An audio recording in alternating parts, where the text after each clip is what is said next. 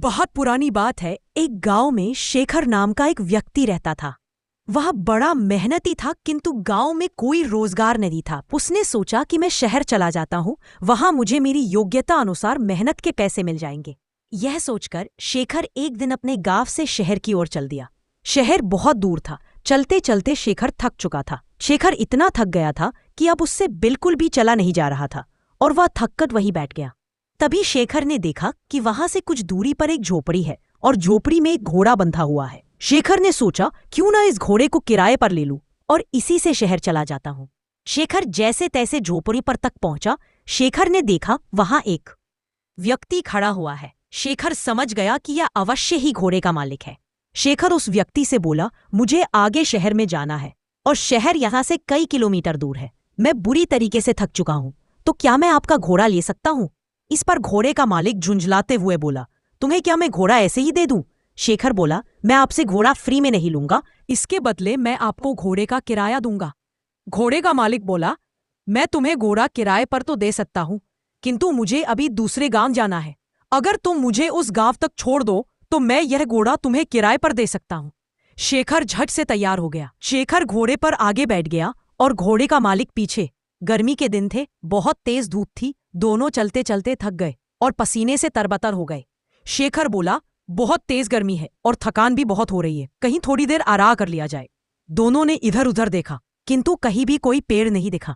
तभी शेखर घोड़े से उतरा और घोड़े की ही छाम में बैठ गया। शेखर थोड़ी देर ही घोड़े की छाम में आराम कर पाया था कि यह सब देखकर घोड़े का मालिक बुरी तरीके से जल गया। घोड़े का मालिक बोला, मैंने तुम्हें घोड़ा किराए पर दिया है, उसकी छाया किराए पर नहीं दी।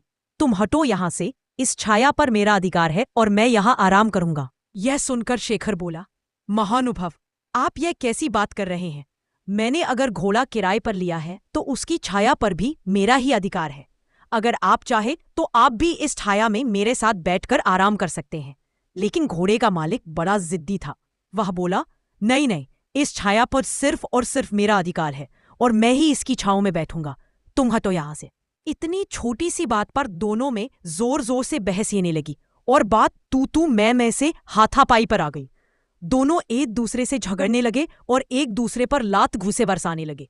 सुनसान जंगल में उनके बीच बचाव करने वाला भी कोई नहीं था। दोनों की लड़ाई देखकर घोड़ा भड़क गया और वहां से भाग गया। थोड़ी देर बाद जब घोड़े के मालिक ने घोड़े को देखा तो वह कहीं दिखलाई नहीं दिया। यह देखकर घोड़े का मालिक बोला, अरे मेरा घोड़ा कहाँ चला गया? वह तो अभी नया है। उसने ठीक से घर भी नहीं देखा। पता नहीं वह कहाँ गया और अब मैं उसे कैसे ढूंढूं? तभी शेखर बोला, अच्छा हुआ, तुम जैसे लोगों के साथ ऐसा ही होना चाहिए। अभी तुम छाया के लिए परेशान हो रहे थे। घोड़े के मालिक को अपनी गलती का एहसास हुआ और अपना माथा पीट कर हाय तौबा करते हुए बैठ गया और बोला, मेरे थोड़े से लालच से मेरा कितना बड़ा नुकसान हो गया। मुझे अपनी करनी का फल मिल गया। घोड़े की छाया के लोभ के कारण घोड़े की काया से भी हाथ धो बैठा। शिक्षा, इस कहानी से हमें शिक्षा मिलती है कि लालच बुरी बला है और कभी कभी छोटे से लोभ के कारण बड़ा नुकसान उठाना पड़ सकता है।